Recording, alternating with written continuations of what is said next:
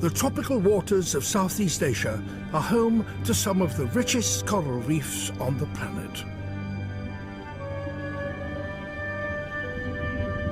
But hundreds of meters beneath the surface lies a world where time has stood still. Here, creatures from the far distant past still survive. Now, a team of scientists and filmmakers have joined forces to explore this largely unknown world.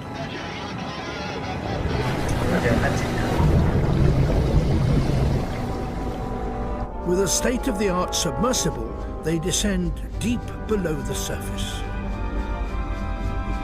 This is truly a living fossil here.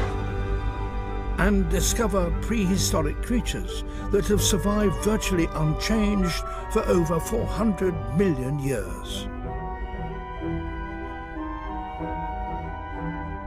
It's a lost world hidden in the depths of the sea, where primeval creatures have lived since the earliest times.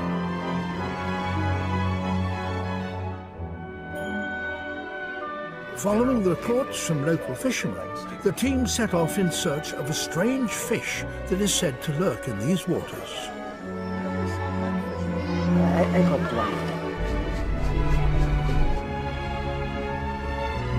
It's a journey full of surprises and extraordinary encounters. And finally, after a year of exploration...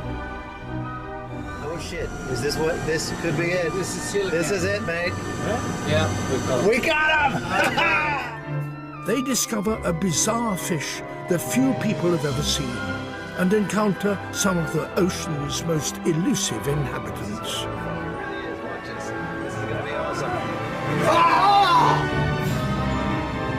It's the journey of a lifetime.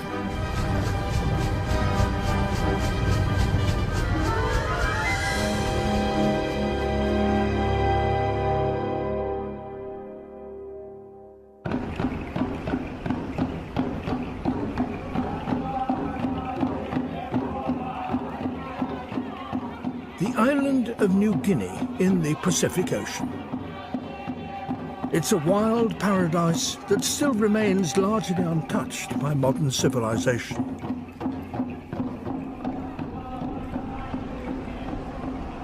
A scientific research vessel is here to explore the uncharted depths of these waters. The Elusia is equipped with the latest technology, including a deep-sea submersible that can dive to depths of 1,000 meters.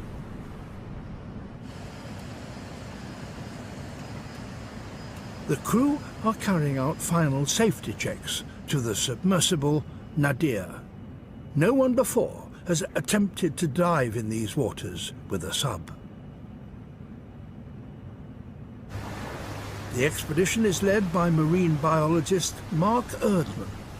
Erdman is an expert in the ecology of coral reefs and has been studying them for over 20 years.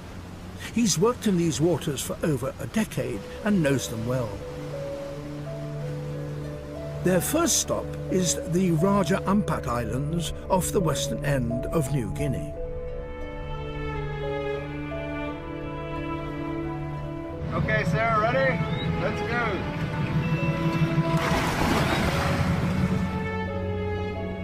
The warm waters are teeming with colourful fish.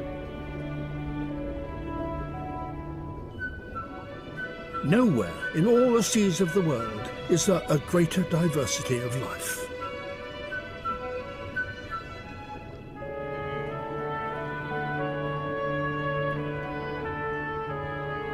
Over 500 species of corals live here. They, in turn, support a myriad of fish that depend on them for food and shelter.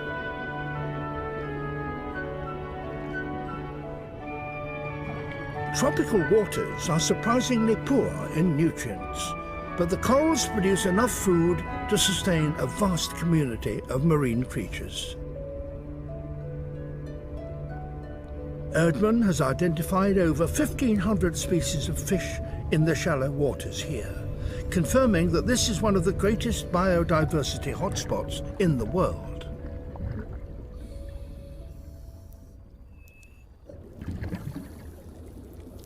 But Erdmann has long been wanting to explore the deeper ocean. It all started with an extraordinary discovery that he made over 15 years ago.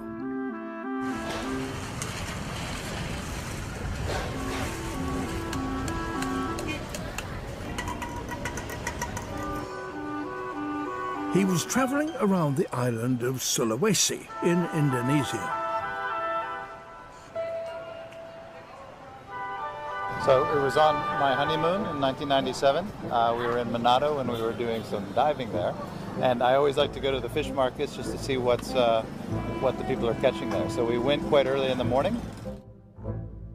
My wife saw it first. Very intrigued by what this was. It was something she'd never seen before. So she called me over and asked me what this was. Erdmann immediately recognized the bizarre-looking fish.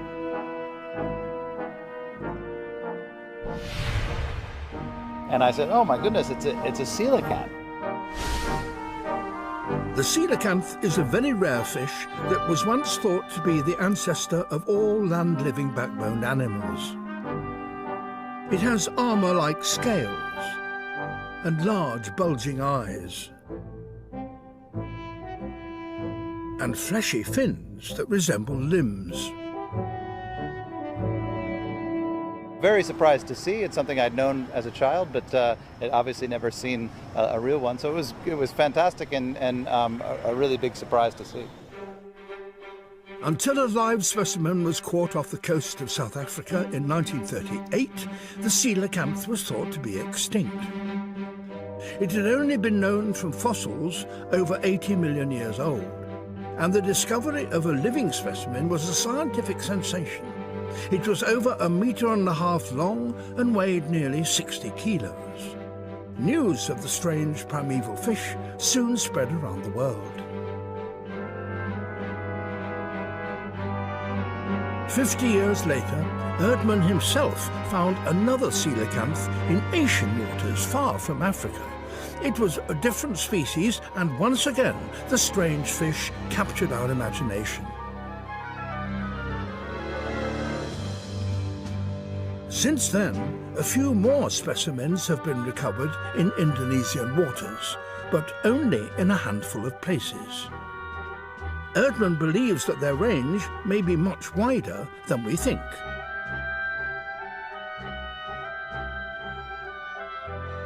He's long had the dream of conducting a full-scale exploration of the deep Pacific Ocean. Other prehistoric creatures, such as deep-sea sharks and nautilus, have already been discovered here, and he hopes one day to find the coelacanth too.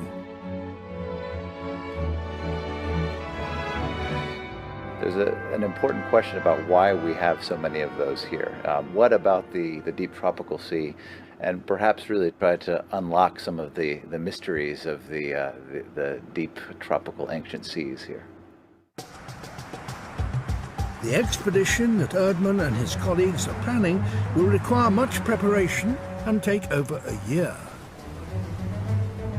From inside the submersible, the team will have an unobstructed view, nearly 360 degrees all around them. The sub is also equipped with a high-resolution camera that can capture even subtle shades of color underwater.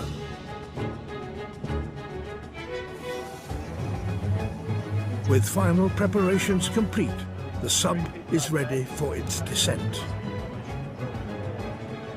I think that there's an extremely good chance that coelacanths are found right here. We're in the right place, and I'm extremely excited about this, and yeah, just ready to go. Erdmann is excited and nervous. You guys happy? Very happy. Ready to go. Let's go.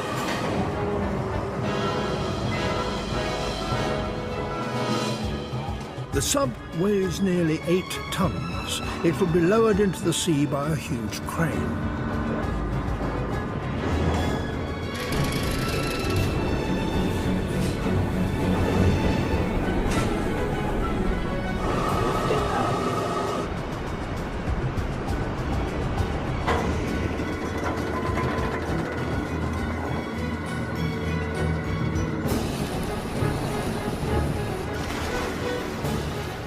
It's Erdmann's first dive into the deep below the coral reef. Yeah, right to that surface. The swimmer clear, am I clear to vent? Clear, you're clear to vent. Clear to vent. Body venting now. Okay, guys. Here we go. Alrighty.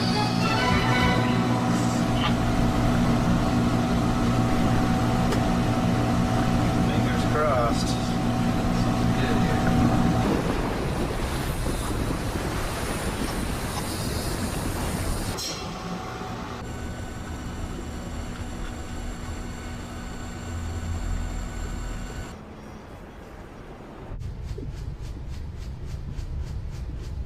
The sub slowly descends into the deep.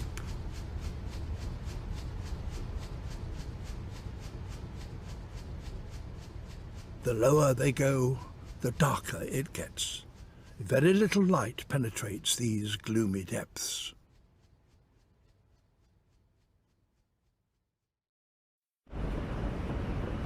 Surface, Nadir.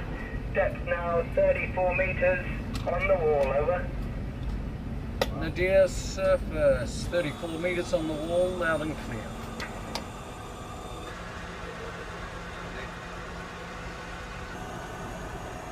Got a whole phalanx of little tiny squids right in front of the lights here.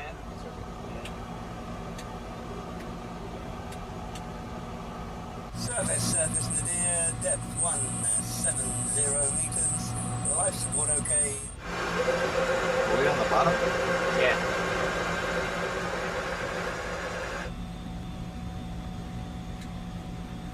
The sea floor is very different to the coral reef above. Bare and barren, there is little sign of life here.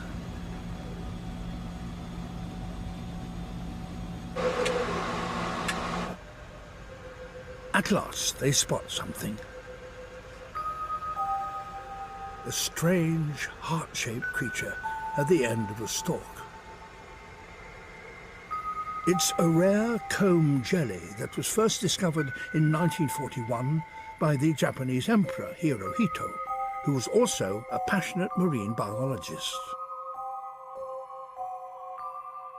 This jelly-like creature lives attached to a rock at the bottom of the sea and feeds in the most extraordinary way. It throws out long, sticky filaments which catch tiny prey drifting by in the water.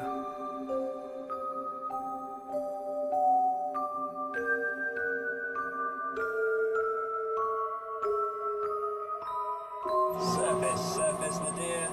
Depth 2. The sub has now descended to below 200 meters and is entering what is known as the twilight zone. Very little light penetrates as deeply as this. That sea urchin is beautiful. Oh, The red one right there. The sea urchin looks quite different to most modern-day urchins, having fewer spines. In fact, it more closely resembles fossils from 200 million years ago and belongs to a primitive group known as the pencil urchins because of the thickness of their spines. The team notice another unusual creature on the seafloor. This is truly a living fossil here. If we can get up on that in video, I think this is one of the things that we really want to see. So these are sea lilies which are now on stalks, which this is basically exactly what they look like in the fossil record hundreds of millions of years ago. And we got one there, there's one up there, and a couple over there. The sea lily looks just like those found as fossils dating back 400 million years. It has changed very little over millennia. Perhaps sensing the sub's presence as it approaches, the sea lily begins to wave its arms.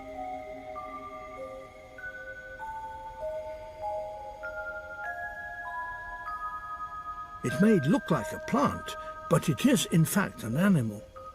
and if in danger, it will resort to a remarkable strategy. It detaches itself and uses its feathery arms to crawl over the sea floor in search of a safer spot.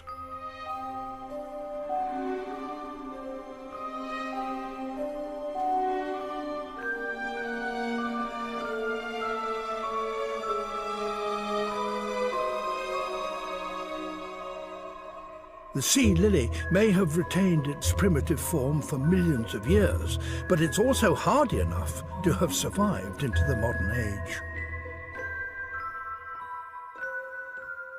Discovering these living fossils has been quite overwhelming for Erdmann.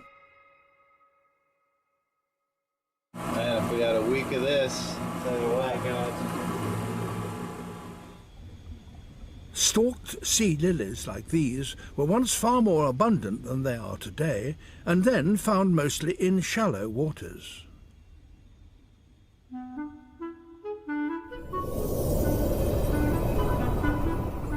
"400 million years ago, thick carpets of these strange creatures covered the sea floor, forming spectacular underwater meadows.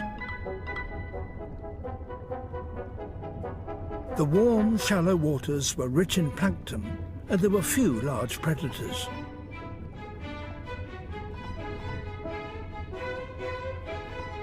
The nautilus, an ancient relative of the squid and octopus, hunted small marine invertebrates such as trilobites.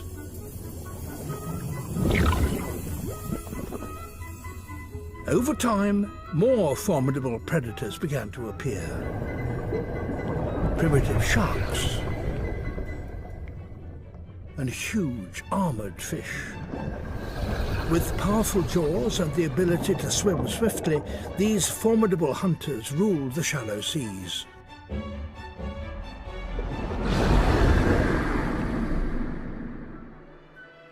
While many prehistoric creatures became extinct, the sea lilies and some other species survived as living fossils in the twilight zone.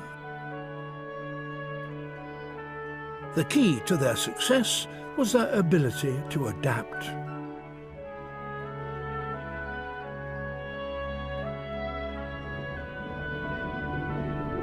During the age of the dinosaurs, even bigger and more ferocious predators appeared in the shallow seas. Large swimming reptiles like the plesiosaur.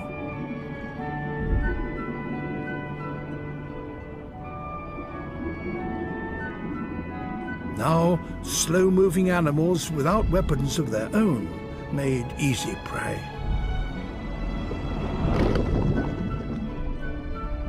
Those that lived in deeper waters were largely unaffected by this struggle for survival. Their descendants are the living fossils that we know today, the coelacanth and the sea lilies. Here in the deep, there were few competitors, and it was too dark for most predators to find them.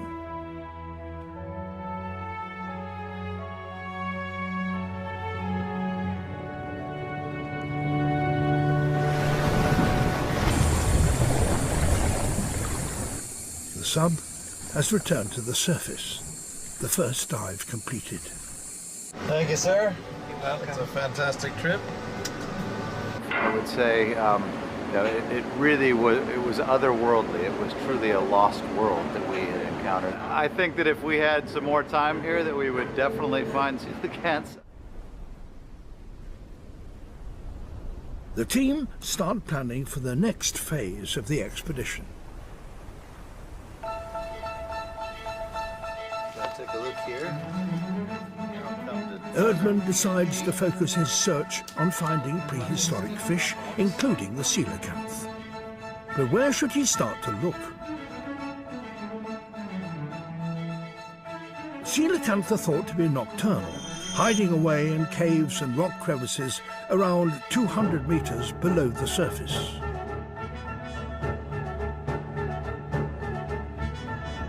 There are hardly any maps of the sea floor around New Guinea. From the little information he has, Erdmann decides to focus on a small island called Rovulu, off the northern coast. I think that Wuvulu looks to me from the maps to be probably the steepest, and the few divers that I've spoken to talk about very large caves there, so that could also be quite interesting. So that's the general habitat that we're going to look for. General topography is something with quite steep and with caves. If coelacanths do live in these waters, Wuvulu could have the right kind of habitat. They set course for this remote and little visited island. If we can confirm the existence of coelacanths here in northern PNG, it will be actually a very significant scientific finding. It will open the possibility that coelacanths are found, of course, throughout this western Pacific rim. So we're very excited about this possibility. 30 hours later, the ship has reached its destination just north of New Guinea. Wuvulu is about 5 kilometers long. The team head towards the shore.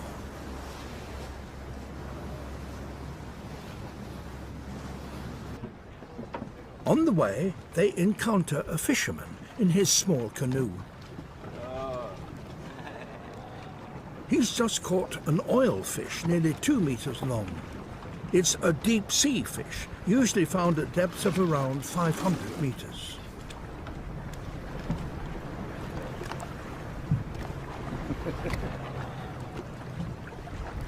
Where did you catch this? Yeah, this is the place for them. It's definitely a good sign of good coelacanth habitat, which we already know from what we've seen with the sun. It sounds like coelacanths and oilfish may be found in the same kind of habitat. Erdmann and his team head towards the local village to see if they can find out more. The island has a population of some 900 people, most of them making a living from fishing. Everyone thinks they're a fish expert. Have you caught any of these fishes Yeah. before? Yeah? Yes. Yeah. Including this one? Huh? Yes, but this one normally we used to catch this fish at night. Right. But what about the coelacanth? This one is very rare. Very rare. Okay. Erdmann then gets to meet a veteran fisherman who gives him a crucial piece of information. Ask you some questions. Have you ever seen that fish before? I caught one, You caught one. a small one. A small one, yeah? Did you catch that during the day or at night? At night, yeah? And was it also in the same kind of depths as this fish, or yeah? About 200 to 300 meters deep. Yeah, quite deep, yeah? Okay, okay. Was that a long time ago, or? No. No, just recently. This year. This year, yeah? Okay, okay. Erdmann asks the fisherman to take them to the spot where he caught the coelacanth. The Wuvulus have a traditional way of catching fish from the deep. They tie a strip of leaf to a stone and use it as a weight to lower the line down to 200 meters or more.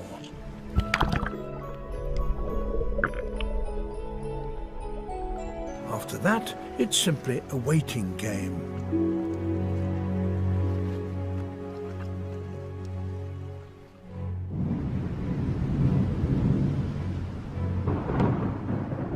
Next morning, a tropical storm is brewing.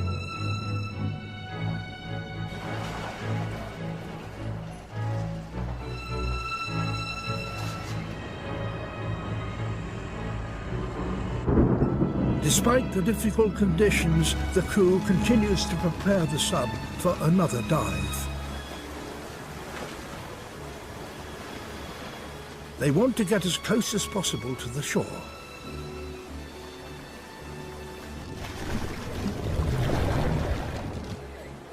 Then the plan is to follow the coral reef wall down into the deep.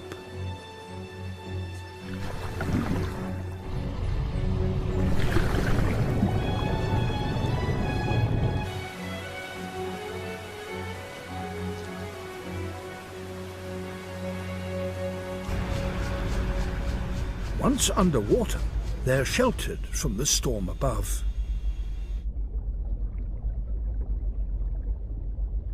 and they discover that the reef drops straight down.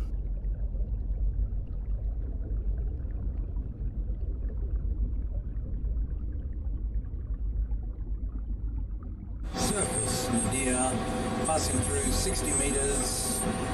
Conditions are good, visibility is good. We're on the face of the wall. They head for the location pointed out by the fishermen.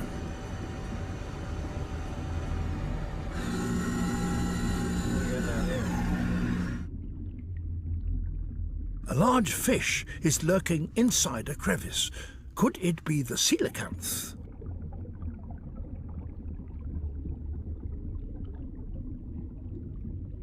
No, it's not.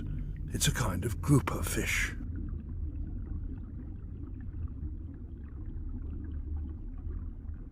The team seem a bit disappointed.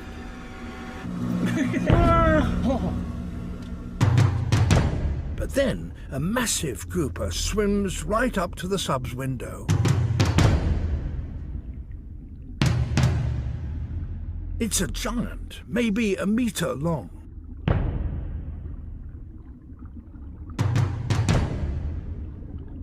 As groupers mature, they're known to move into deeper water. It peers into the sub, fascinated by the alien visitors. This is a novelty even for Erdmann.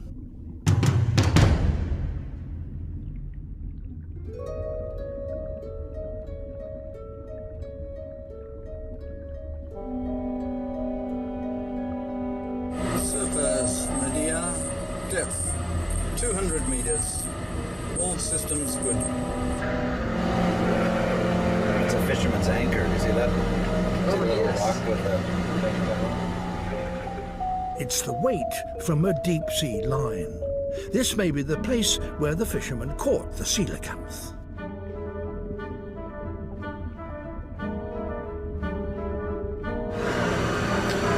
Might be a stalked sea lily right there.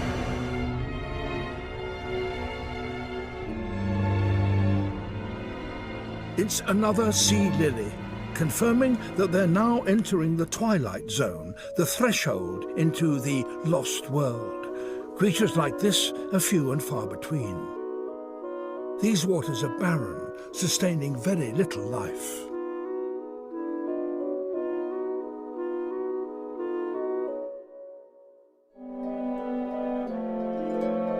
But something is floating towards the sub.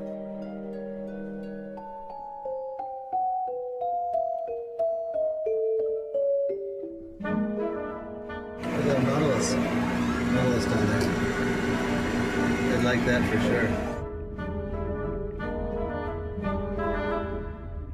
It's a nautilus, another living fossil once common in the shallow seas, but now largely confined to the deep. Surface, Nadir, we have a Nautilus. Its large shell contains gas-filled flotation chambers with which it controls its buoyancy and depth. And it moves by squirting water out through a siphon, a form of jet propulsion. The team have already had superb views of two primeval creatures. It's a promising beginning.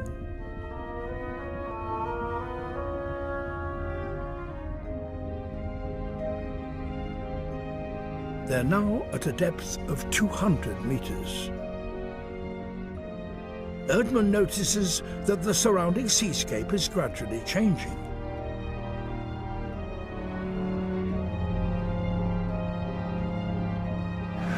Still, it looks like between here and here we might have some other interesting caves. It's pretty amazing.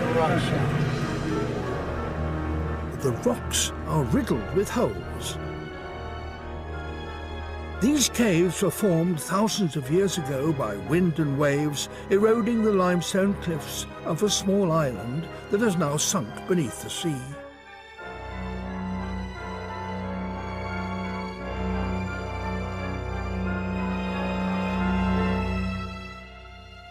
There could be a coelacanth hiding in one of these crevices. The team decides to embark on a systematic search of the caves. Day after day, they dive for 8 hours at a time. But it's not easy to find a fish hiding in the dark. Getting the sub close to the holes and crevices in strong currents is a challenge. It seems an endless task as they check hundreds of caves. Lovely scene. Have coelacanth already been fished to extinction in these waters, or are they too shy to reveal themselves?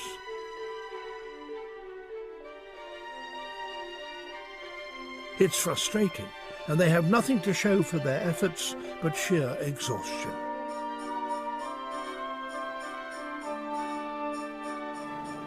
The team face a difficult decision. Should they stay or move to another site? After much consideration, Erdmann decides to take his chances on a new location. They head east towards the Caniat Islands, 200 miles away.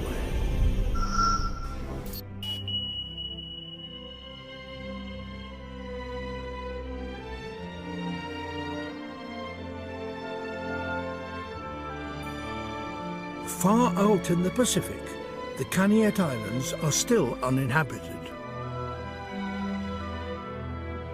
Untouched by man, the coral reefs are healthy and well preserved. And the water's rich in marine life. Erdmann hopes that here, in these pristine waters, they may find the creature they're looking for.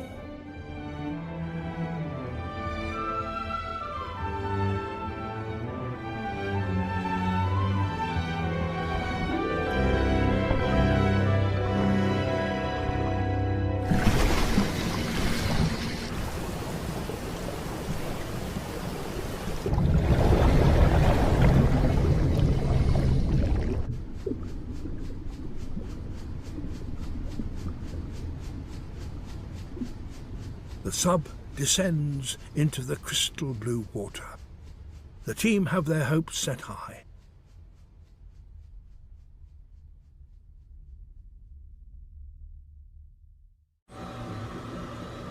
Even at 200 meters, the light still penetrates.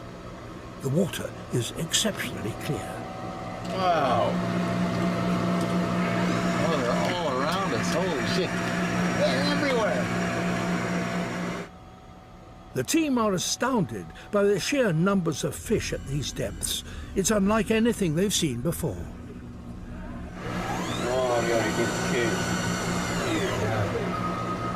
Suddenly, they come across a whole complex of caves. Catacombs even. Openings large and small line the surface of the rock.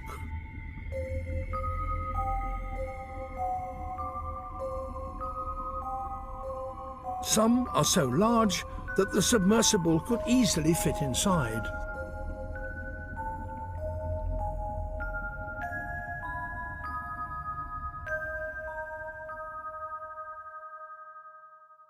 A large grouper disappears into a hole. This place definitely has potential.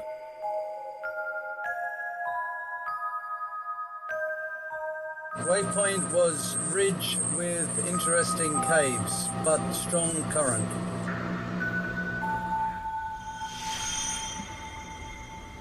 To find their quarry, Erdmann has brought along a new gimmick. It's a compact camera called the drop cam that can be taken down into the deep.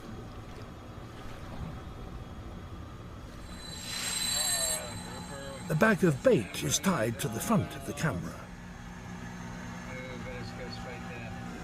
And within minutes, it's attracted attention.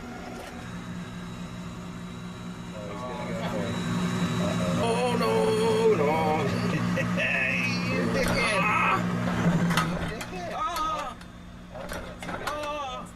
A huge grouper has ripped the bait bag right off, together with the arm of the rig.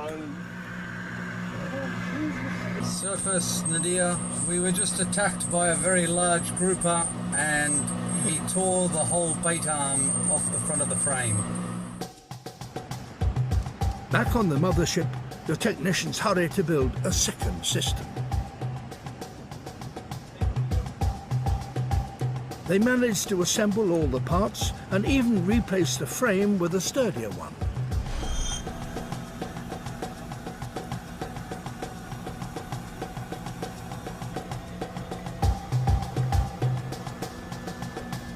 Is that okay? Okay. The camera is rigged again and the contraption will be left for the next 24 hours.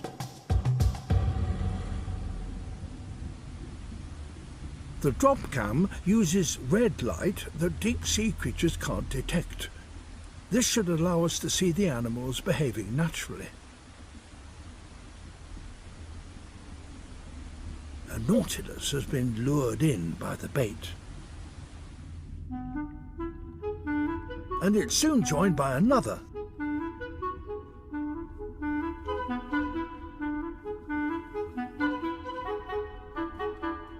The newcomer seems to be watching the first with interest.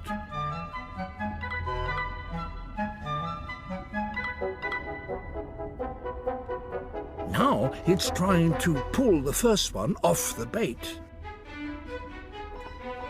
With strong-arm tactics and jet propulsion, it wrenches its rival off the food.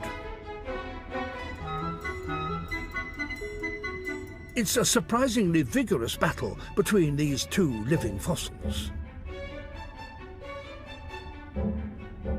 Down in the deep, food is so scarce that every morsel is heavily contested.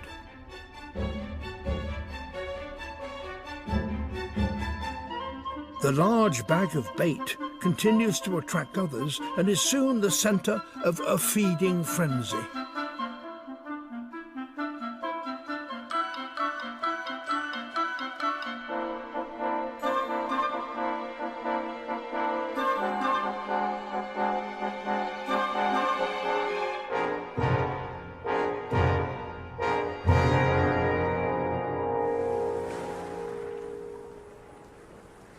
It's the last day of the expedition.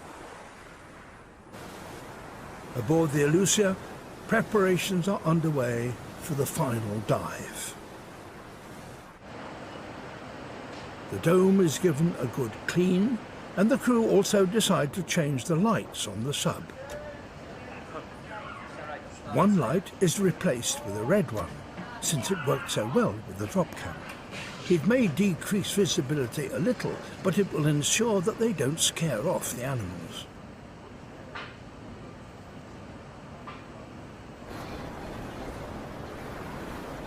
Still optimistic we could get them here. Looking forward to this last dive and crossing fingers we get to see those cats on the last dive. It's happened before.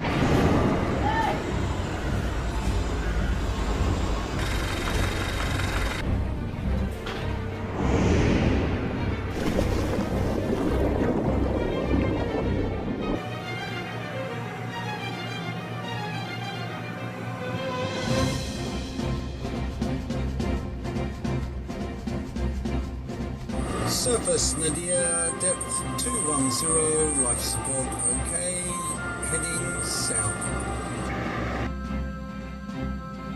They have entered the twilight zone. It's time to switch off the bright lights, leaving only the red.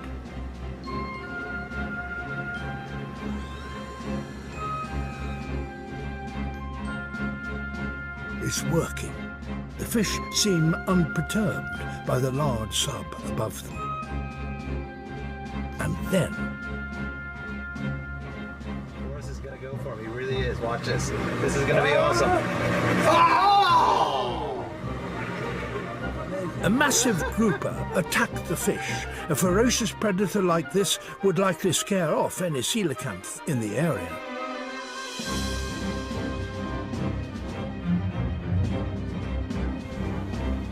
Erdmann decides to take the sub down even further. Surface, Nadir, depth 0.75 meters. Life support okay.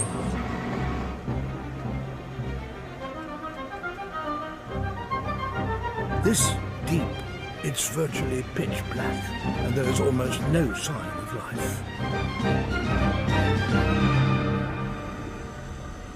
It seems unlikely they'll find anything here.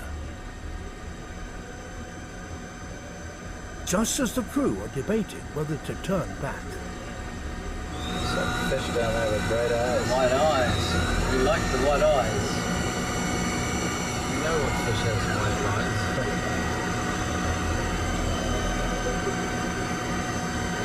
Very suspicious. I think we'll go straight to that.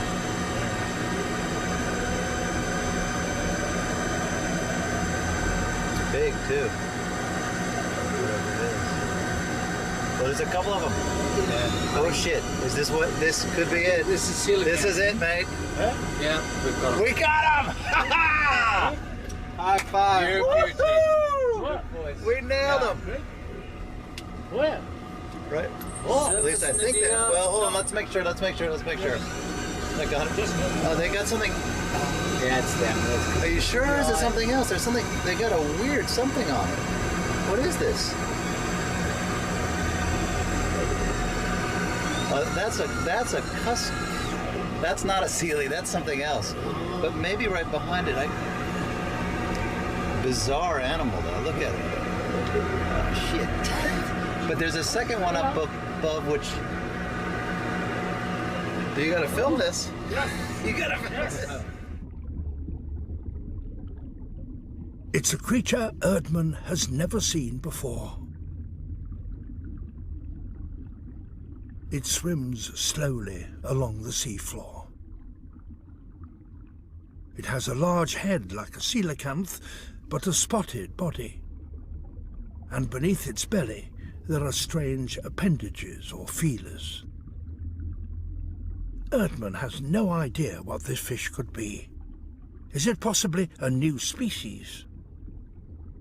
Oh, I thought we had. What are we going to call these fish? An unknown species. Fucking weird fish, man. Look at these things. Surface Nadir, we have two coelacanth-looking fish.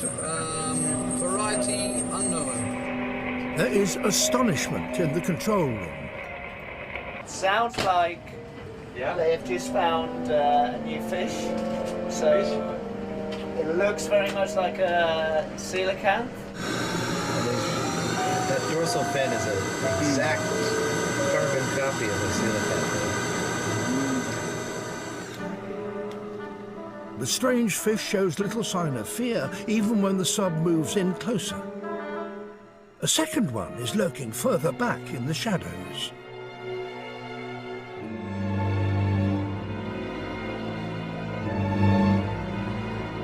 Erdmann is fascinated and decides to follow the mysterious creature.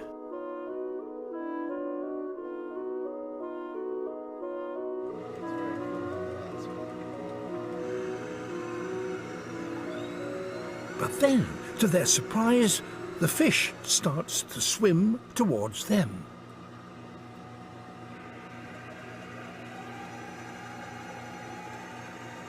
It appears to be interested in the sub. It's a close encounter of the third kind.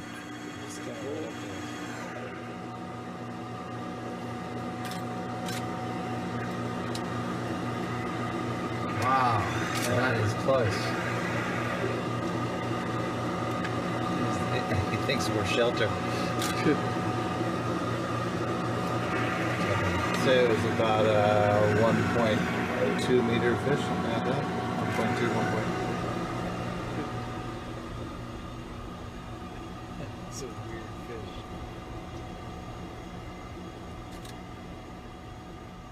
As it passes overhead, it clearly extends its curious appendages.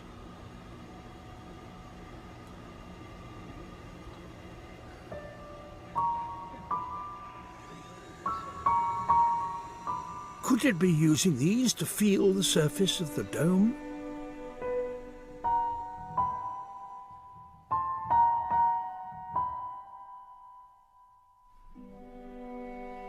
And then it It even swims upside down. It clearly has 3 antennae-like structures on both sides of the body.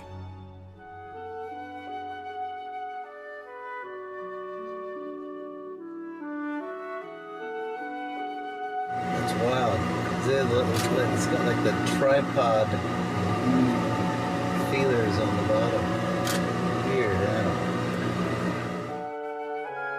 The fish appears to stroke the rock with its antennae as if exploring the surface.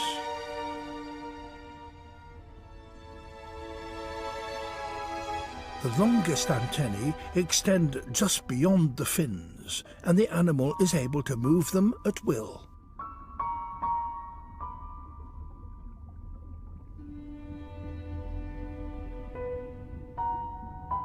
The tips of the strange feelers flatten out to a point and seem to be soft and tactile.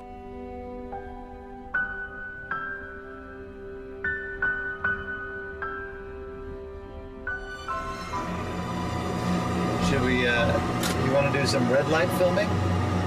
Yes. Yeah? Erdmann switches to the red light to see if the animal will behave any differently. It heads off slowly towards the back of the cave. It seems to have lost interest in the sub and continues with its normal life.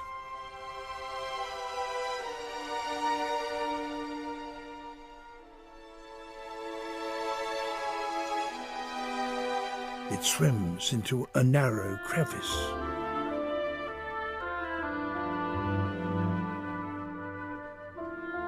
Though they wait, it doesn't appear to be coming out again. This must be its home.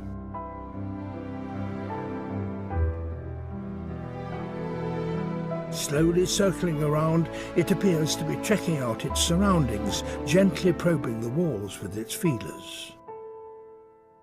For creatures that live in the dark, other senses such as touch become more important.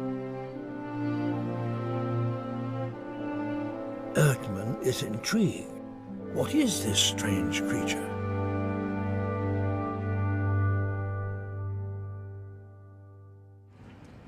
The crew on the surface try to identify the fish from the information they've received from the sub.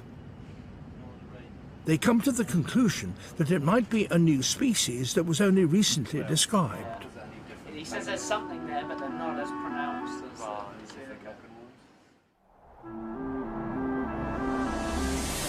In fact, it turns out that the fish was first discovered in Japan in 2008.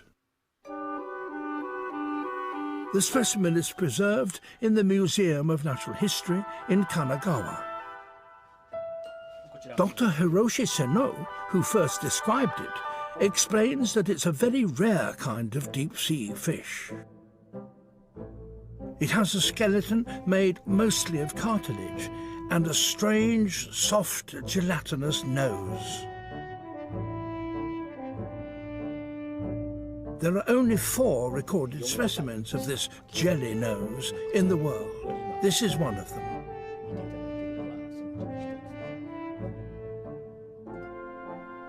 Dr. Seno points out its strange pelvic fins, which are typical of the species. They have evolved into 3 long, narrow fin rays, which look like antennae.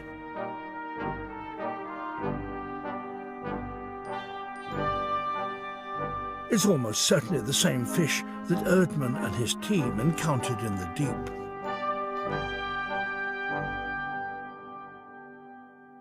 I think this video that we were able to capture of the jelly nose is probably in many ways more valuable than any video of coelacanths, given that this group is so poorly known and there's really no existing footage of anywhere near that quality. And in fact, most of the photos and video that we have are just simply from dead specimens. So this is really spectacular footage, and I think that there's a lot that's going to be able to be learned about this special group of fishes. The jelly nose hides in narrow caves deep within the ocean, which is perhaps why it was not caught until the 21st century. Even today, we know virtually nothing about it and how it lives in the deep. The expedition's footage provides the first clues as to how this curious fish may have managed to survive at such depths. A tiny fish swims up to the jelly-nose and briefly comes into contact with its sensitive feelers. Surprisingly, the jelly-nose doesn't react.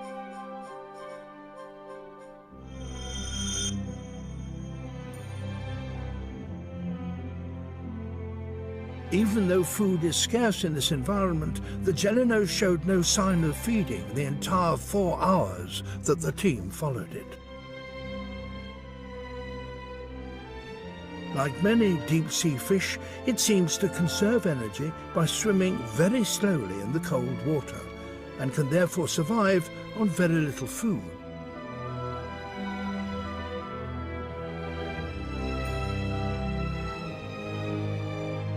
But how did the jelly-nose come to live in one of the most inhospitable places on Earth? Genetic analysis suggests that its ancestors evolved in shallow seas some 100 million years ago. At first they prospered, but were then driven into deeper water by the arrival of powerful predators. In this impoverished environment, they evolved to withstand periods of starvation. And this may be how the jelly-nose survived the extinctions that befell many other species on Earth.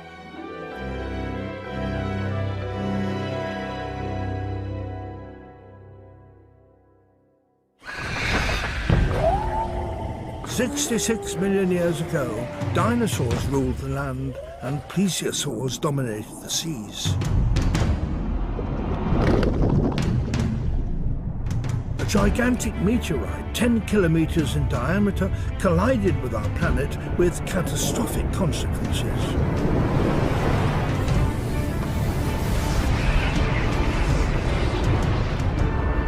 The intense heat burnt over half the Earth's forests.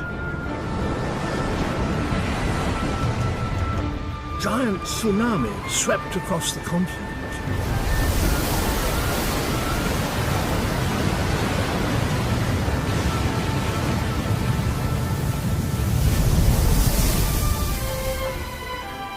It may well be this that wiped out the dinosaurs. The shock waves from the impact released underground sulfur into the atmosphere, which turned into deadly acid rain.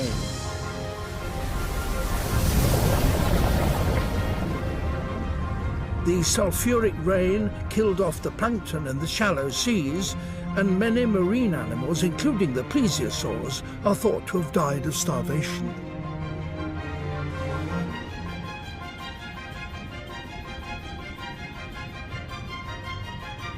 The acid rain, however, never reached the deep. It was neutralized by seawater on the way down. So many creatures that lived in the deep seas were able to survive. Already adapted to living in a sparse environment, these animals now had an advantage.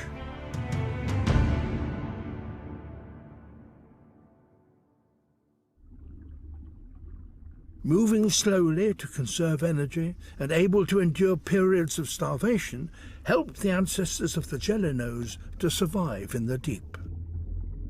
That certainly is Erdmann's theory.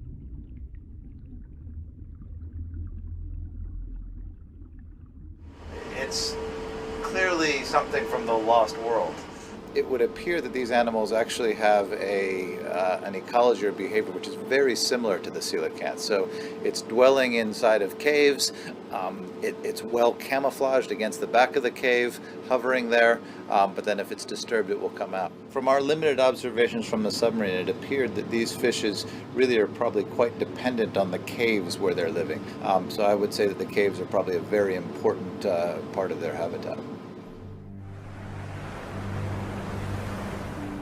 The year-long research has come to an end. Erdmann and his team have discovered a lost world of prehistoric creatures still living in the deep waters of the tropical seas.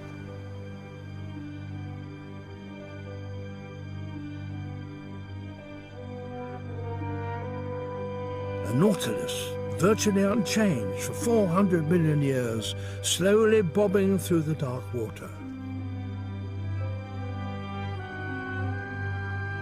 And sea lilies standing tall on the ocean floor.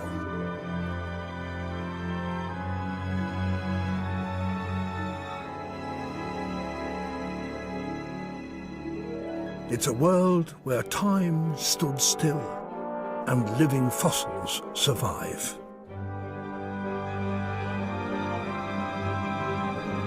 This barren environment, where most marine creatures could not survive, has cradled these ancient animals in a virtual time capsule.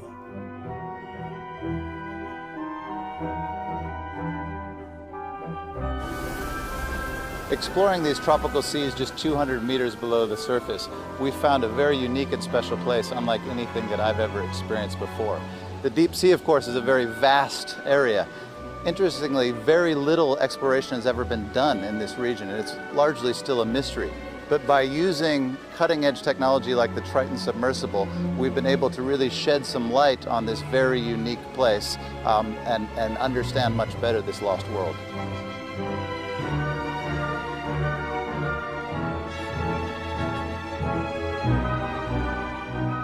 The astounding encounter with the bizarre fish, the jelly-nose, that leads an austere life in the dark waters was the highlight of the expedition. It has revealed that the deep seas still remain a mysterious and unexplored world.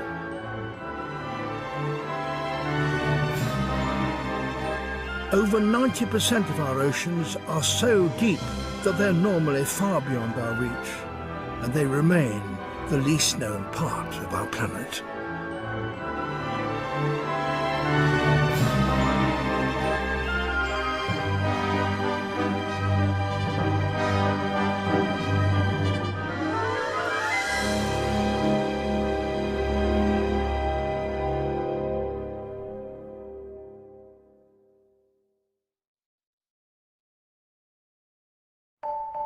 These images, taken less than 5 years ago, were the first ever recorded of that almost mythical inhabitant of the deep sea, the giant squid. Its body is over twice the height of a man, its tentacles 4 times that length. No one before had seen it alive in its natural habitat. Filming it was a historic triumph.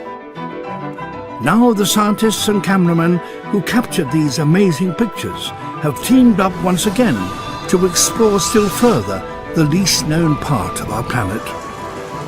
They're armed with the latest deep-sea technology and a new highly sensitive camera that can record pictures in near total darkness. The team is heading for a deep-sea gorge off the coast of California. And this time they hope to reveal another of the ocean's astonishments. Creatures that glow in the deep.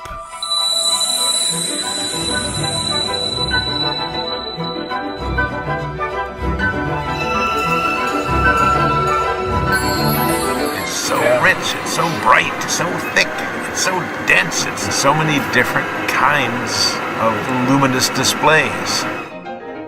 And with them, the bizarre animals that prey on them.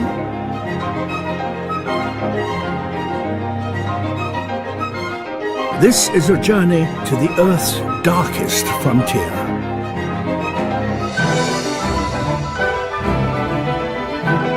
To try and unravel some of the secrets of these extraordinary living lights.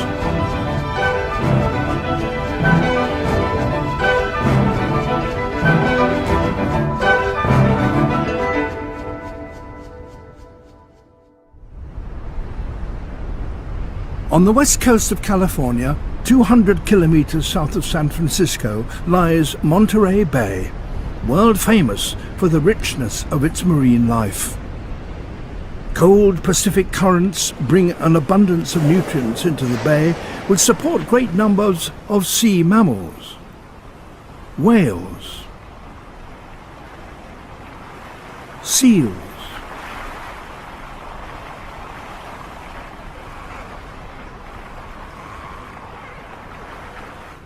and drifting among the floating kelp, sea otters, floating leisurely on their backs, cracking open shellfish on their stomachs.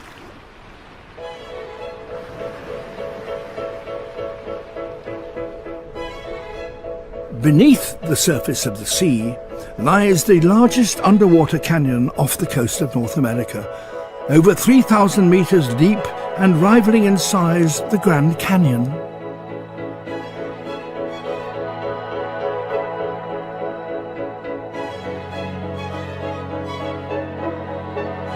The jagged walls of the Monterey Canyon drop down steeply and create a unique underwater landscape.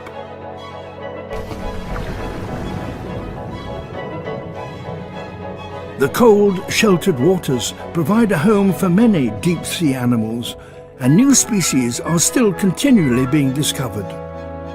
Between 200 and 1,000 meters deep, light gradually diminishes into blackness. This is the twilight zone where little sunlight penetrates. Many of the creatures that live here produce their own light. The expedition plans to dive down into this zone, guided by Dr. Bruce Robeson, who's worked in Monterey Bay for many years and is a world expert on deep-sea animals. We have been studying this place for 25 years, and yet we still find new animals. It is like treasure hunting, and you never know the nature of the treasure.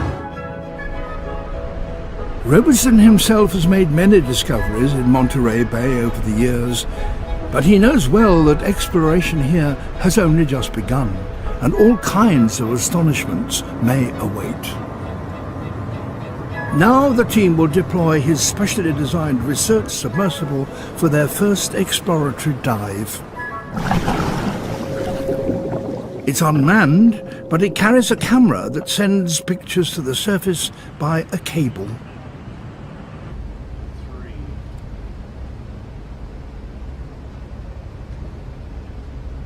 Here we go. A pair of inquisitive seals come to check out the strange machine.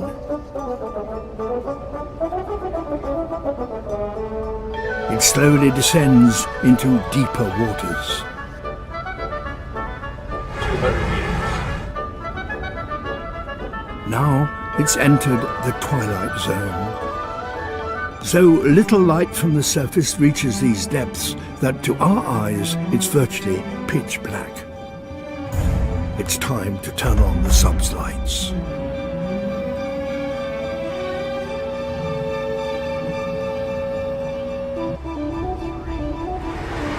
Who's that? It's a strange ribbon-like worm.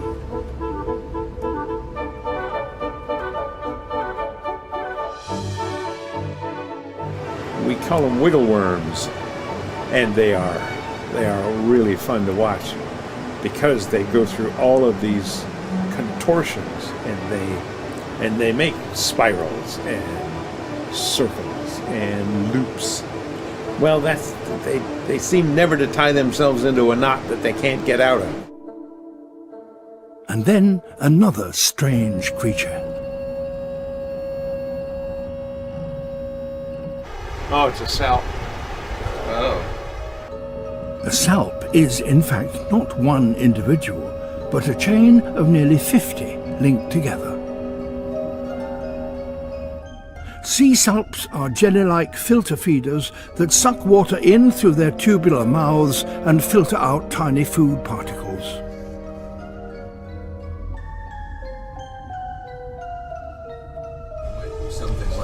DJ, let's stop on that.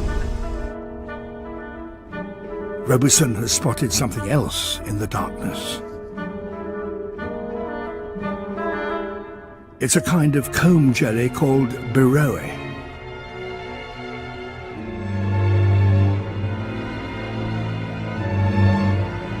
Rows of tiny beating hairs run the entire length of its body. It's a magical sight, but it's not bioluminescence. The shimmer is merely reflected from the light coming from the submersible.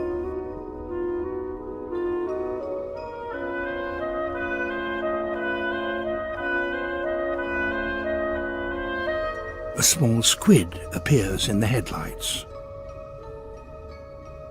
It hangs in the water, waiting for prey to get caught on its long tentacles.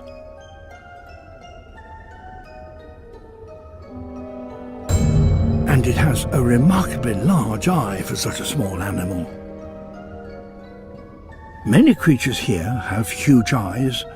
They need to be able to follow prey or pick out the shape of a predator in the near darkness, and there are plenty of those around. In the open ocean, there is no place to hide.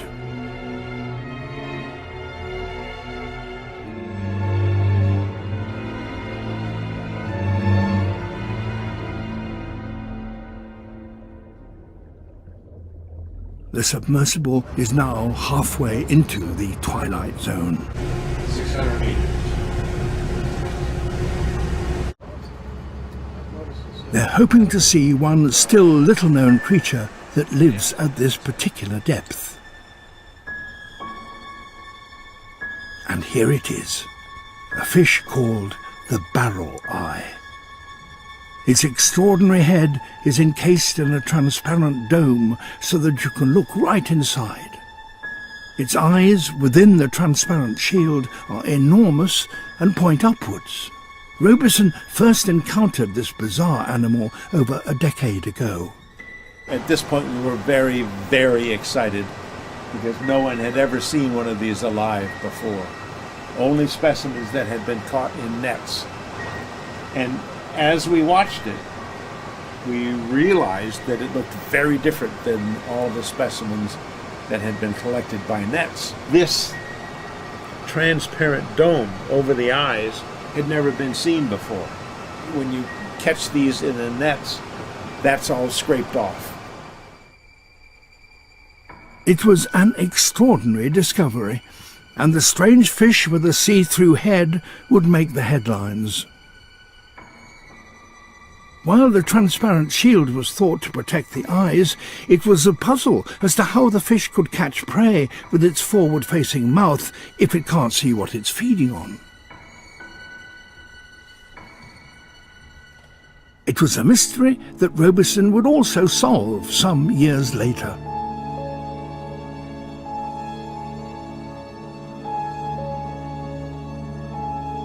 Many of the creatures in the deep, like the barrel-eye fish, defy imagination. And here's another, the black sea devil.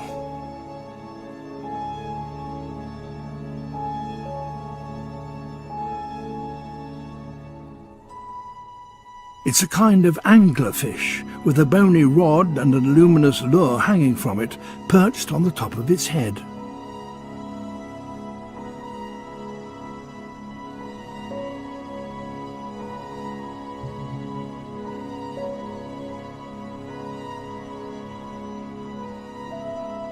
Every dive down to these depths brings new discoveries.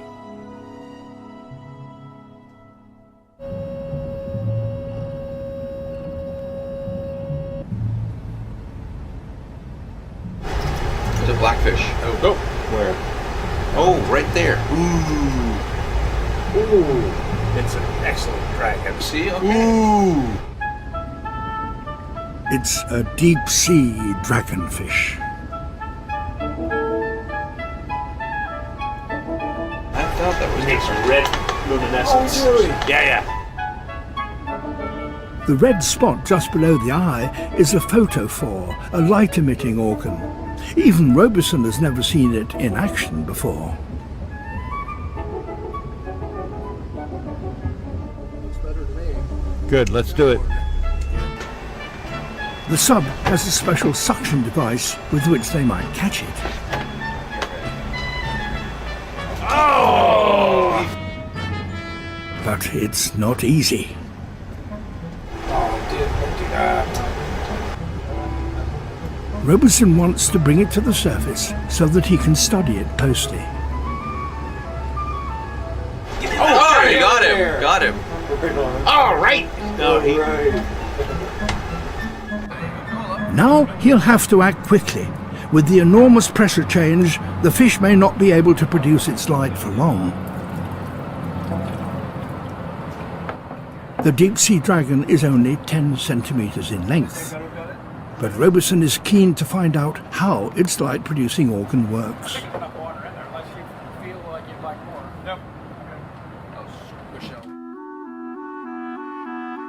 To see the photophore in action, they'll need some highly specialized equipment.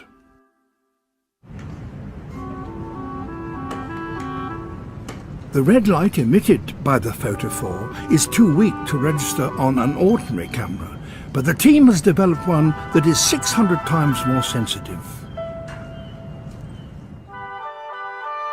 Tested outside on a clear night, it produces an astonishingly sharp image of the stars, so it should be able to detect the light produced by bioluminescent animals. The team have set up a filming tank in a darkroom with water that's kept at the same temperature as the deep ocean.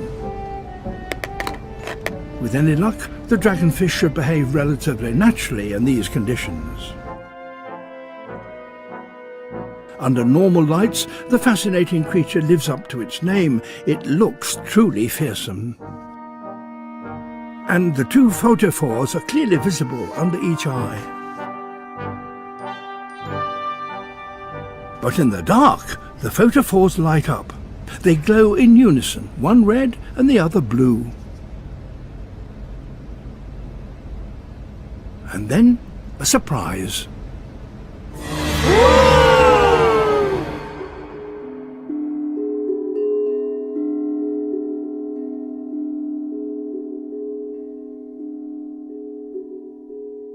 This is something that no one has ever seen before. That's unexpected.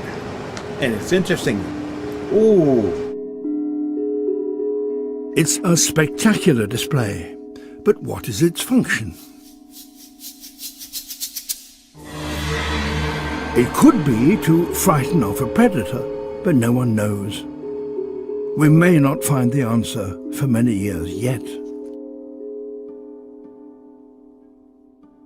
Bioluminescence isn't limited to the ocean. It's found in creatures on land, even in the air. Fireflies flash their lights to attract a mate. Some woodland fungi glow bright green, attracting insects, maybe to distribute their spores.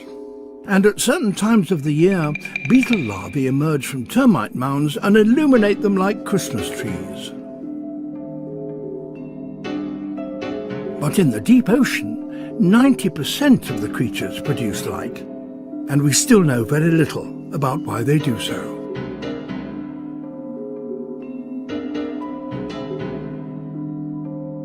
The only way to find them in the pitch black is to shine our own lights on them. But when we do that, it's impossible to see the much weaker living lights that the animals themselves produce. So studying the phenomenon is extremely difficult.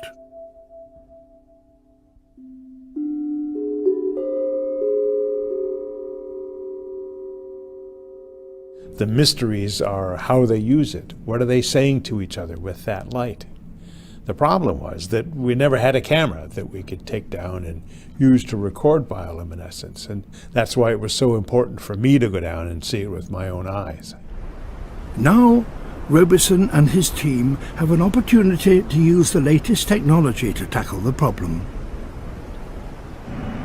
They'll be working from the Elusia, the same research vessel that helped the film team find the giant squid. Nice to meet you, I'm Toby. Hi, Toby. It's Ellie. Hi. Mark Taylor. Mark, Yeah. pleased to meet you. I've heard about you.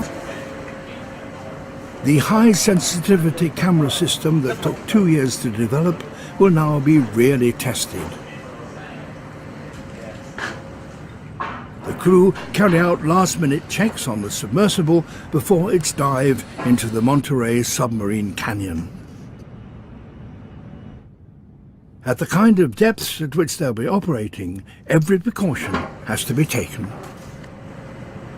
The camera is carefully installed on a mount attached to the outside of the submersible. At last, everything is in place and they're ready to go.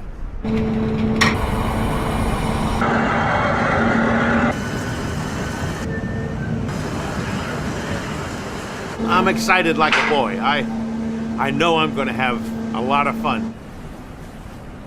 Robinson has spent a good part of his career exploring the ocean depths, but he still gets excited before each dive. Welcome.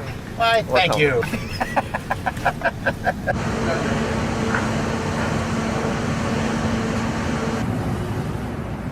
After his submersible, the Nadia, has been lowered into the water, a second sub, the Deep Rover, is also launched.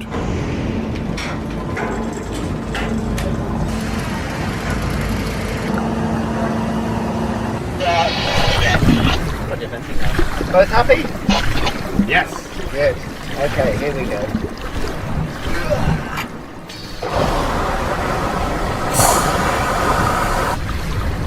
We're flooded.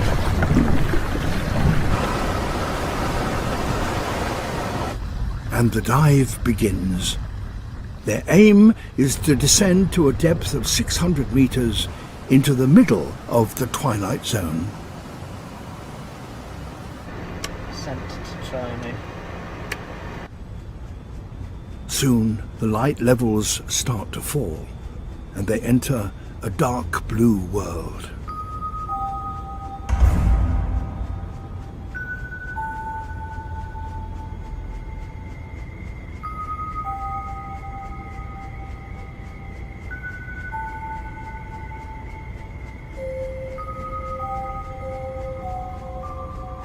Control, and I did depth 200 meters, descending over. Some up front. Yeah, there's quite a long one there, isn't there? Yes. This may look like a piece of string, but in fact it's a huge colony of living creatures linked together. They're called siphonophores and are relatives of the jellyfish. Siphonophores are very unusual creatures. They are a colony of individuals, all connected to one another. We have found individuals that were 40 meters long, longer than a blue whale, the longest creature on Earth. The individuals at the front contract and expel water simultaneously, so slowly moving the colony forward by jet propulsion. The rest of the chain extend hair-like tentacles to catch passing prey. There may be hundreds, if not thousands, of individuals in a single chain.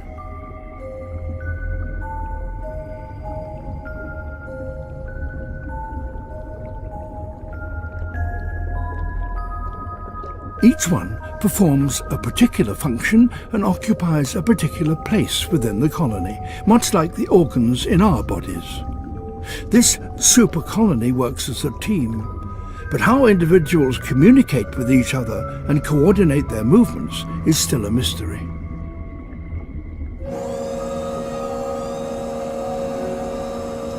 Ooh, there's Colobonema.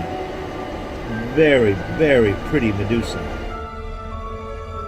Colobonema is a small jellyfish just 5 centimeters long, but it's a strong swimmer, and as the sub gets closer, it puts on a turn of speed. See, he just dropped his tentacles. Oh, Cool, you got it. The small jelly sheds his tentacles on purpose. It's a ploy to confuse predators. While our eyes follow the discarded appendages, Colobonema makes its escape.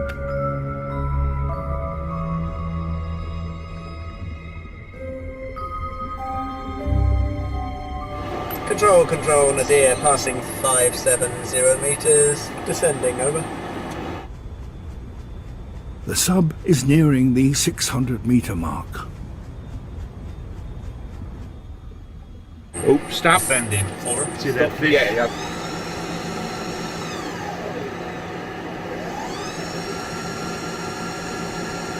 So sorry. That's an owlfish. It seems to be scared of the sub's bright lights.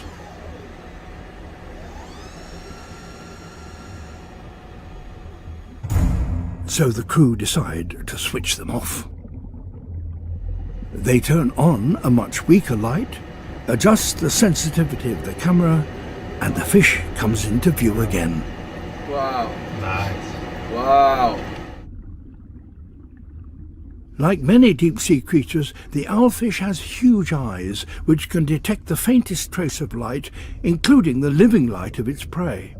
The fish uses the very minimum of energy and simply hangs in the water, waiting for prey to swim by. Now, having a camera with this sensitivity is very exciting because of the things it may reveal. Things that we don't even know are here, that may appear for the first time. Yeah. Again, because we can work with very low light.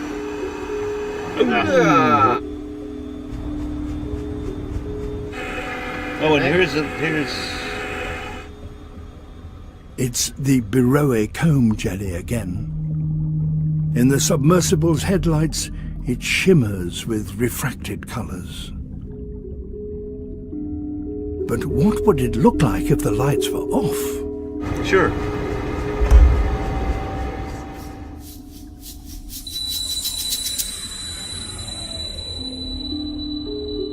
In the dark, Beroe produces the most astonishing, intricate pattern of light all along its body.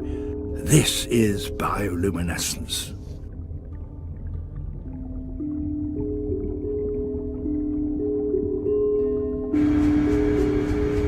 Oh, look at that. Ooh. Just here. That's a big one. Holy cow!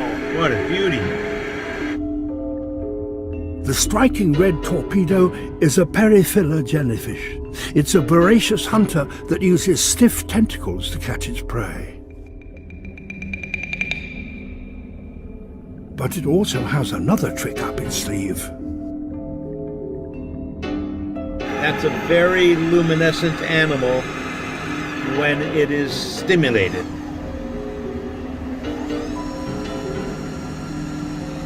Okay. So as not to scare it, they switch to a red light which the jelly can't detect.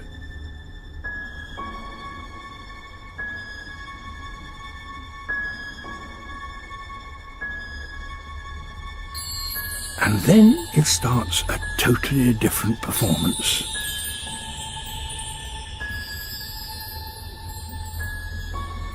It starts to eject the tiny blue particles. They drift away, leaving a trail of twinkling blue lights. What is going on? No, stay away, stay away, stay away, stay away. Bye. The crew try to keep away from the jelly, but the currents created by the submersible have disturbed it. Its response is to eject its living lights.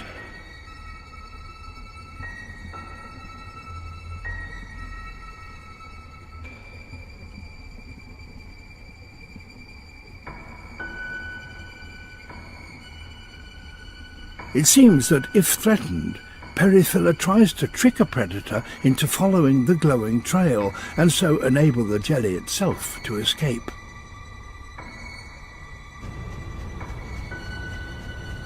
Ooh, there's a tomopterid worm. Yes. The transparent worm seems to crawl through the water with its bristly legs. But when disturbed, it also ejects glowing lights.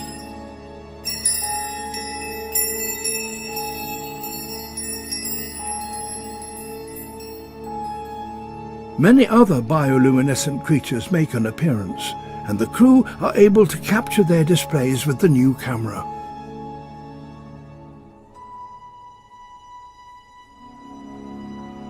Living in this twilight zone depth range is very challenging for the animals that choose to live here, because there are no rocks or trees or holes in the ground where animals can hide. It's a truly three-dimensional space without boundaries or borders. Light is an extremely important way that the animals deal with the challenges of living here.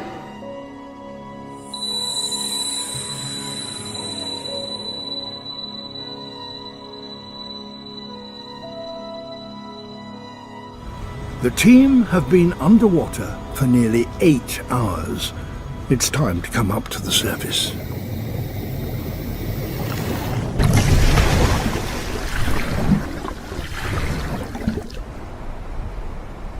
It's 2 days into the expedition, and they're awaiting the arrival of a visitor.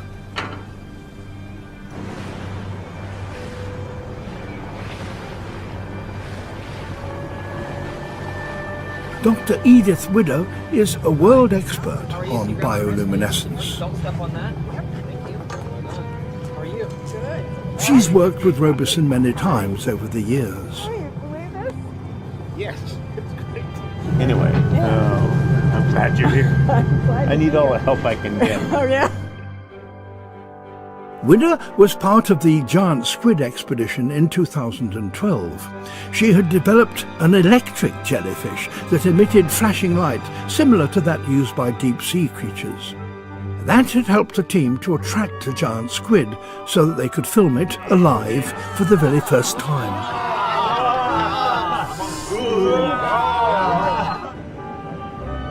Now, Widder has brought along some new gadgets that she's developed specially for this expedition.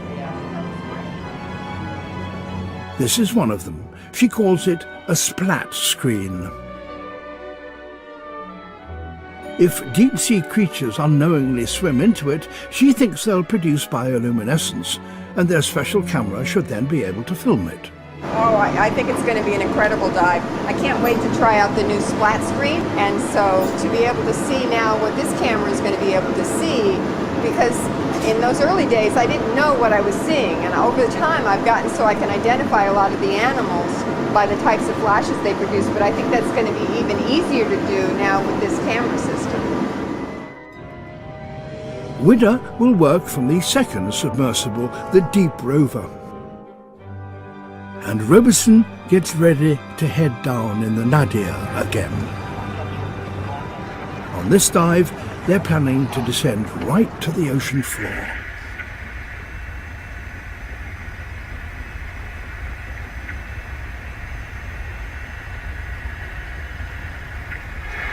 Control rover, my depth 770 meters, on bottom, over. After an hour, they have made it.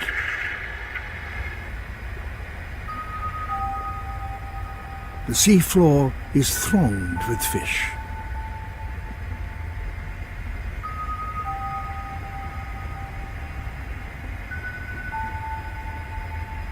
Nutrients falling to the bottom and accumulating there attract a great variety of animals. Isn't this a small little sea pen just there? Yeah, that's what we want to. Sea pens are coral-like creatures that anchor themselves to the sea floor. They prefer deep waters where they're less likely to be uprooted by ocean currents.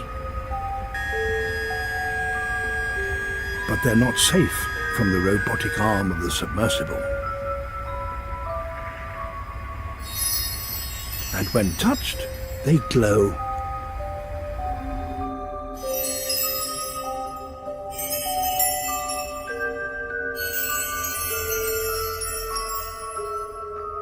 This is a different kind of sea pen. It produces a blue pulsating light.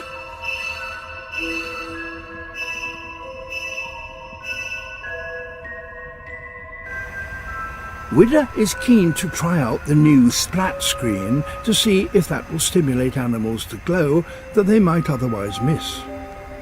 Alright, you ready for the screen up? Yep.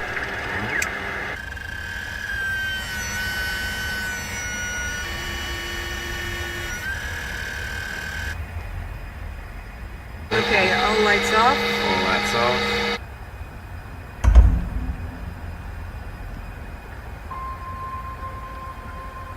As their eyes adjust to the darkness, they see the first faint glow. It's a jellyfish, and as it comes closer, Widder is able to identify it. Nice little jelly. I think that's a tola. Yeah, it is. It's a tola. And the ultra-sensitive camera is able to record its complex light display.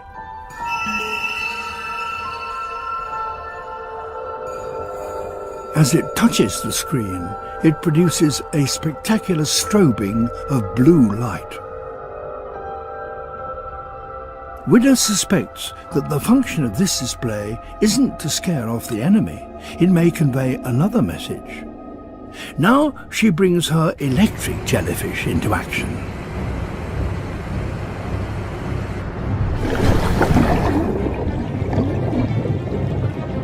It's programmed to emit the same pattern of light as Atolla.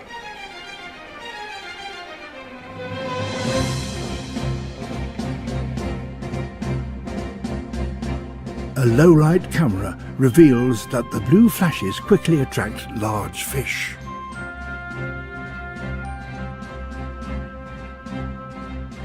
And a gigantic deep-sea predator.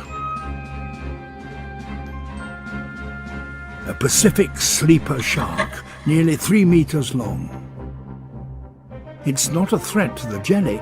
It seems to be preying on the smaller fish that are, in fact, the jelly's real enemies. So the jelly's flashing lights may be acting as a call for help, a kind of living burglar alarm.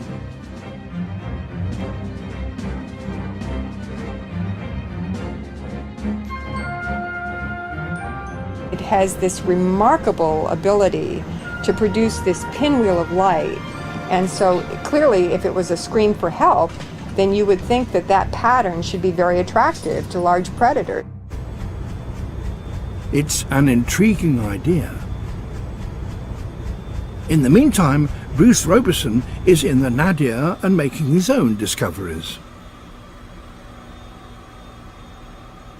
Over another year. Ooh, stop bending. Over. See that fish? Yeah. This is a viper fish, a fearsome predator, and it too creates light.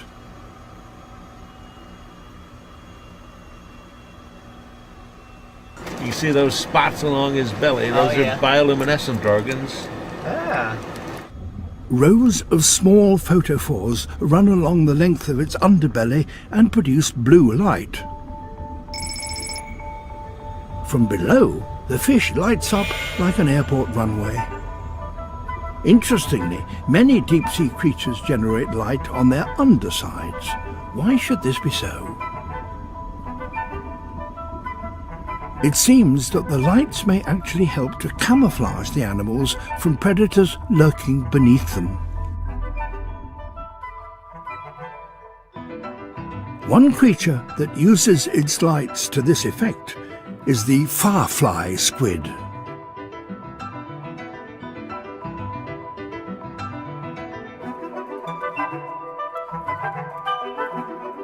Hundreds of tiny photophores illuminate their bodies. Why don't these bright lights attract predators? A small amount of light from the surface filters down into the twilight zone. So from below, a black silhouette would be clearly visible and make an easy target for deep-sea hunters. A predator from down below looking for a meal might see the body of an animal silhouetted against the lighted waters above and would use that silhouette as a guide to strike and feed on it. But the squid's lights prevent that by breaking up its silhouette. Through a thick layer of water, this effect is even more pronounced.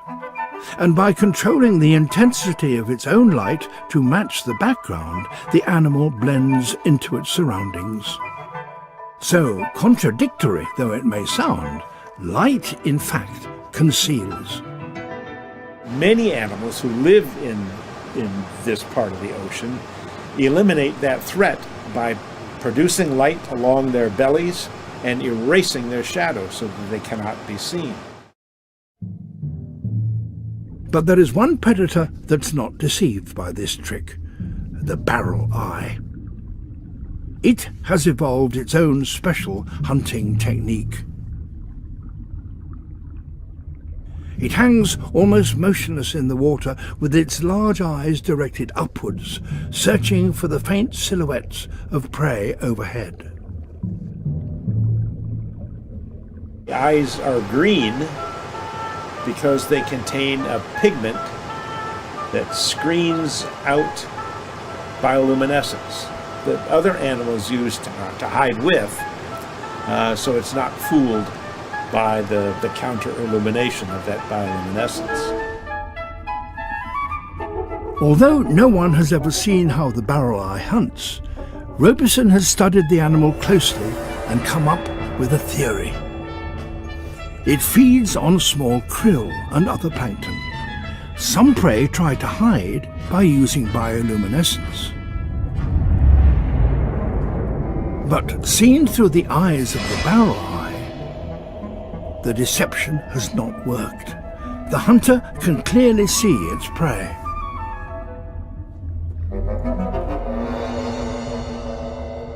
The barrel eye approaches stealthily from below, and as it rises to the level of its prey, it rotates its eyes.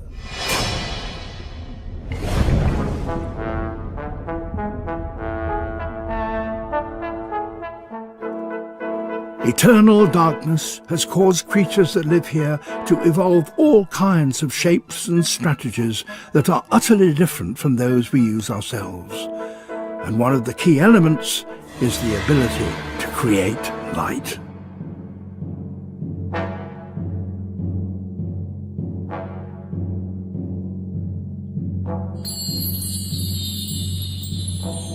They just seem strange to us because we are so accustomed to living in a very different world. Some are virtually blind and rely on other senses to catch their food, while others have particularly large eyes that enable them to see in the dimmest of light. They've all evolved their own ways of dealing with the darkness, but most of them use bioluminescence in some way or other. So perhaps it's not surprising that nature's greatest light show happens in the one place where there is continuous darkness.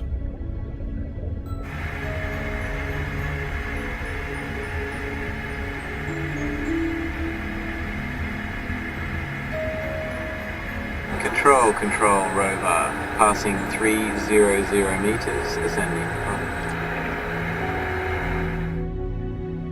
Deep Rover is slowly heading upwards with the splat screen still extended.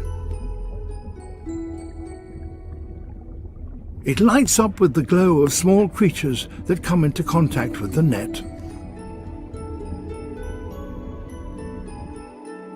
By freezing the image from the camera, it's possible to identify some of the animals that are creating the light. These are copepods, small crustaceans just a few millimeters long. When threatened, they can discharge a bioluminescent liquid. They're one of the most abundant creatures in the ocean and the main source of food for many fish.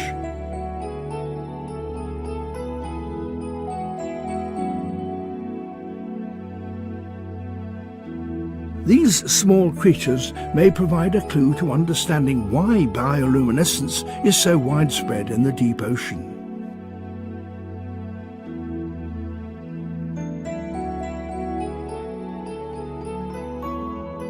It's long been a mystery as to how deep-sea animals produce light, but science is now beginning to find some of the answers.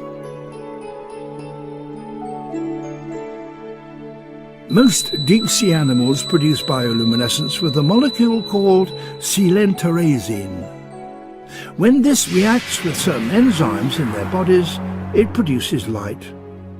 So bioluminescence may seem like magic, but in fact it's the result of a straightforward chemical reaction.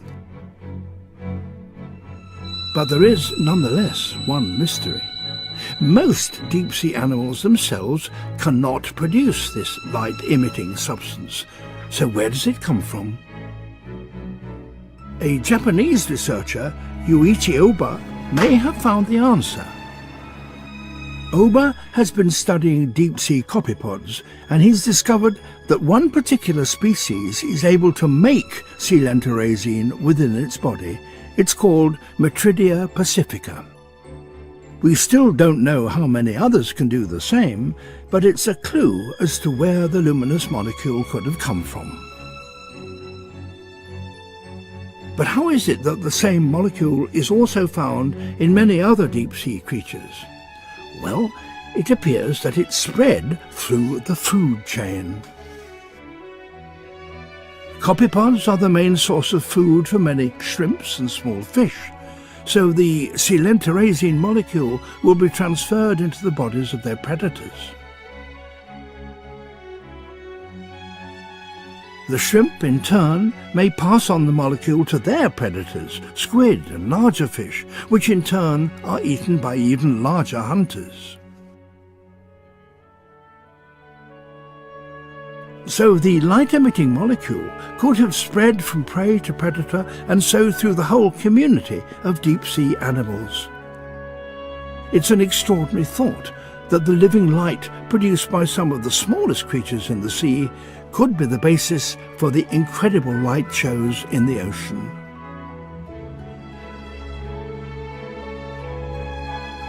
The precise function of bioluminescence may vary. Some use it to intimidate their enemies, others to hide from predators or to call for help. But the meaning of many of their messages still remains a mystery.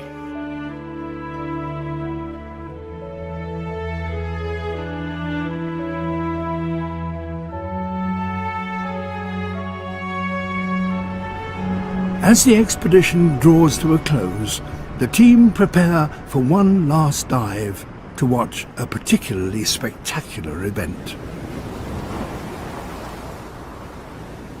It happens every night as the sun drops below the horizon.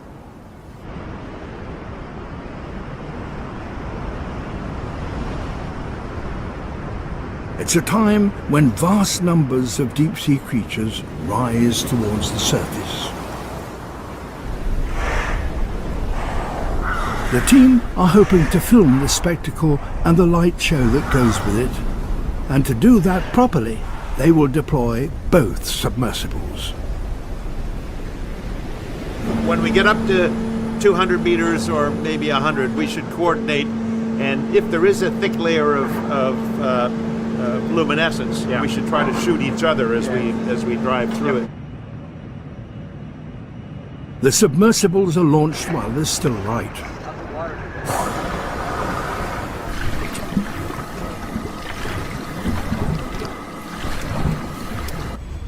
As they descend deeper and night falls, they once more enter the world of darkness. And it's not long before they're traveling through a large swarm of krill.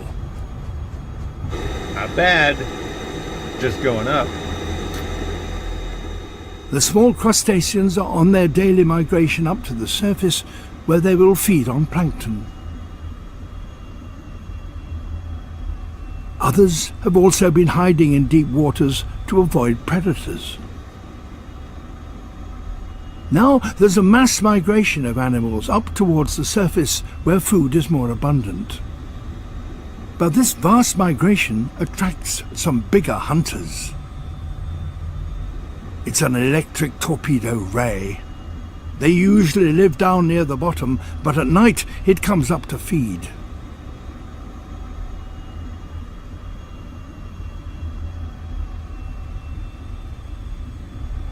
It's 5:30 p.m. and the sun has set. The submersibles are in position. Control, and I did 200 meters with rover. Over. The submersibles are hanging motionless at a depth of 200 meters.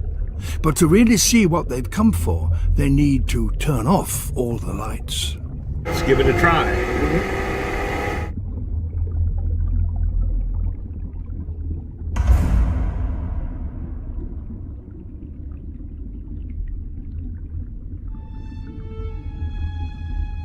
The first glowing lights appear.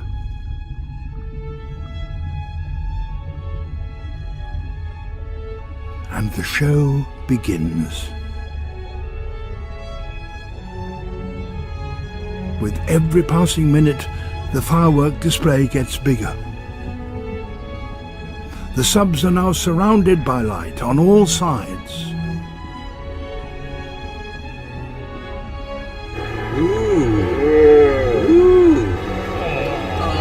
Yeah, pretty good. Pretty good. Yeah.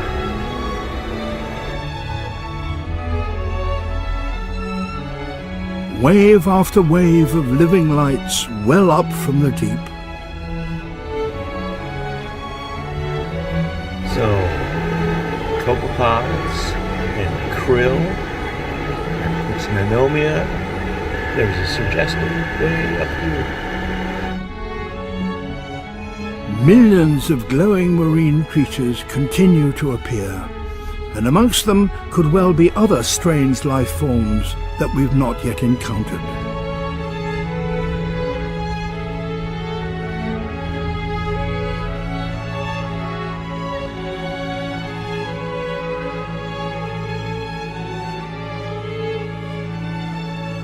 The underwater night sky is now illuminated by hundreds of shooting stars.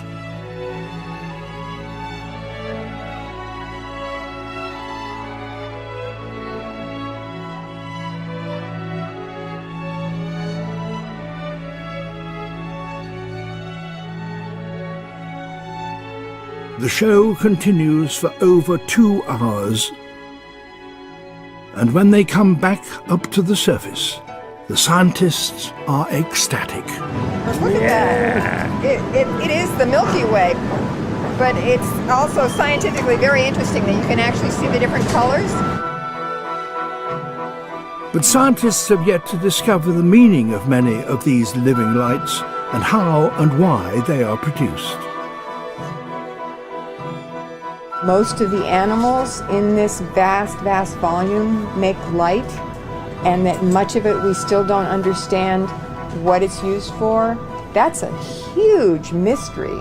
We have only begun to explore, and we continue to find new discoveries every time we go into the ocean. So, yes, we've only begun to find out what's down there, to learn how these pieces of a gigantic puzzle fit together and work as an ecosystem. Yes, we're just getting started.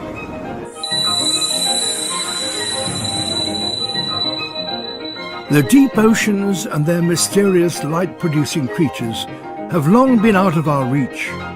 Now, with the help of new technology and the latest research, we're beginning to unravel some of their secrets. But many mysteries remain, and we're still a long way off from understanding just what makes these marvelous living lights glow in the abyss.